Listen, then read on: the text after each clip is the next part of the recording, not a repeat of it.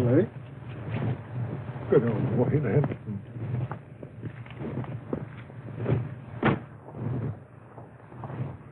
Let's see now, I've got to speak one or two words, and just to try my voice, I understand.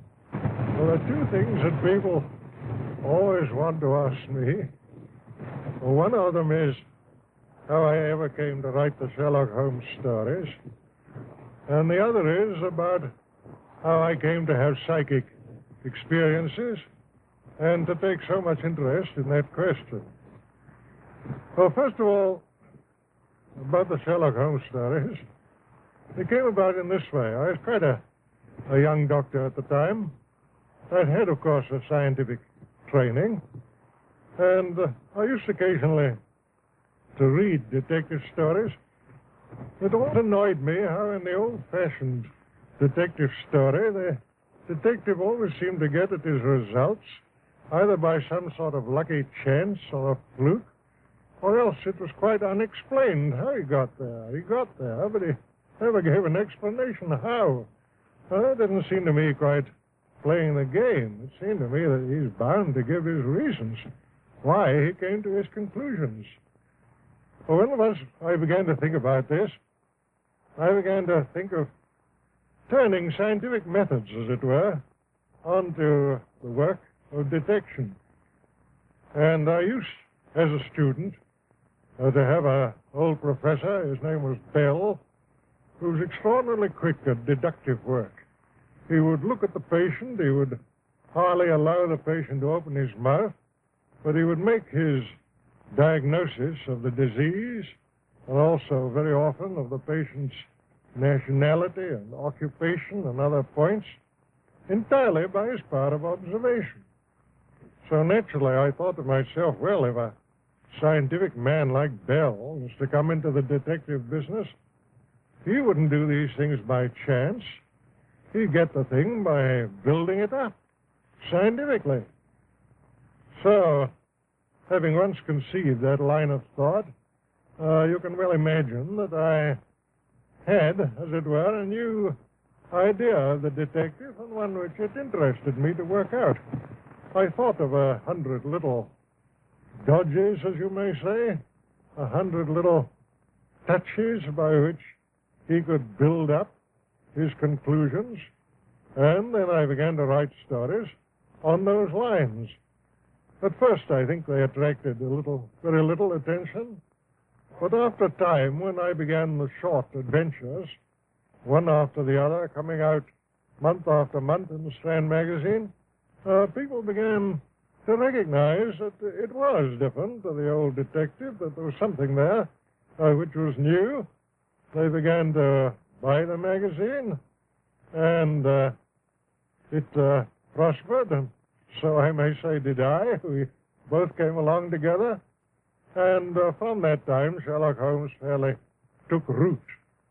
I've written a good deal more about him than I ever intended to do, but my hand has been rather forced by kind friends who continually wanted to know more, and so it is that this monstrous growth has come out of what was really a comparatively small seed. Now, the curious thing is how many people there are in the world who are perfectly convinced that he is a living human being. I get letters addressed to him, and I get letters asking for his autograph, get letters addressed to his rather stupid friend, Watson. I've even had ladies writing to say that they'd be very glad to act as his housekeeper. One of them, when she heard that he had turned to the occupation of keeping bees, wrote saying that she was an expert at segregating the queen, whatever that may mean, and that she was evidently predestined to be the housekeeper of Sherlock Holmes. I don't know if there's anything more I could say with advantage about him.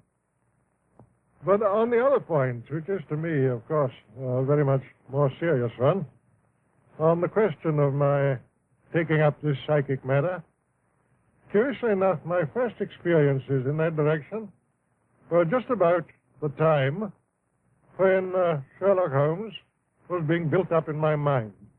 That would be about the year 1886 and 1887. So nobody can say that I formed my opinions on psychic matters very hastily.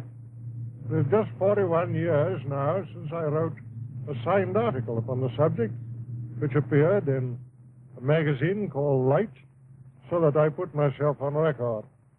During these 41 years, I've never lost any opportunity of reading, of studying, and of experimenting on this matter. People ask me, will I write any more Sherlock Holmes stories? I certainly don't think it's at all probable. But as I grow older, the psychic subject always grows in intensity, and one becomes more earnest upon it, and I should think that my few remaining years will probably be devoted much more in that direction than in the direction of literature. Nonetheless, of course, I haven't abandoned writing. One has to earn one's living. But my principal thoughts are that I should extend, if I can, that knowledge which I have on psychic matters and spread it as far as I can to those who have been less fortunate. But don't for one moment suppose that I'm taking it upon myself to say that I am the inventor of spiritualism, or that I'm even the principal exponent of it. There are many great mediums, many great psychical researchers, investigators of all sorts. All that I can do is to be a gramophone on the subject, to go about, to meet people face to face, to try and make them understand that this thing is not the foolish thing which is so often represented, but that it really is a great philosophy, and, as I think, the basis of all religious improvement in the future of the human race. I suppose I've said with more mediums, good and bad and indifferent, than perhaps any living being. Anyhow, a larger variety, because I've traveled so much all over the world, and wherever I've gone, either in Australia, America, or South Africa, the best that there was to be had in that direction was put at my disposal. Therefore, when people come along and contradict me, who have had no experience at all, read little, and perhaps never been to a seance, you can imagine that I don't take their opposition very seriously. When I talk on this subject, I'm not talking about what I believe. I'm not talking about what I think. I'm talking about what I know. There's an enormous difference, believe me, between believing a thing and knowing a thing. I'm talking about things that I've handled, that I've seen, that I've heard with my own ears, and always, mind you, in the presence of witnesses. I never risk hallucination.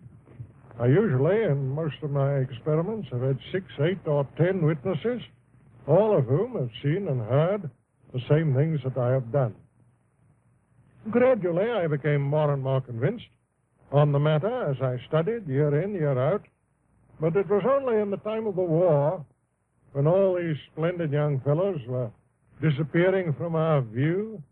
The whole world was saying, well, what's become of them? Where are they? What are they doing now? Have they dissipated into nothing? Or are they still the grand fellows that we used to know? It was only at that time that I realized the overpowering importance to the human race of knowing more about this matter.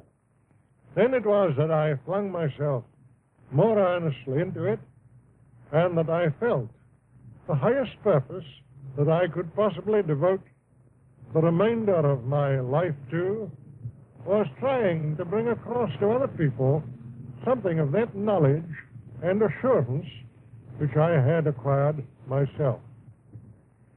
Certainly the results have justified me. I'm quite sure I could fill a room of my house with the letters that I have received from people telling me of the consolation which my writings on this subject and my lectures on this subject have given to them.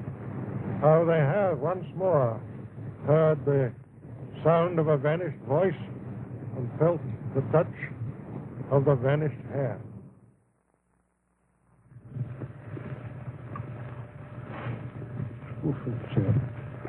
Well, goodbye. Come along.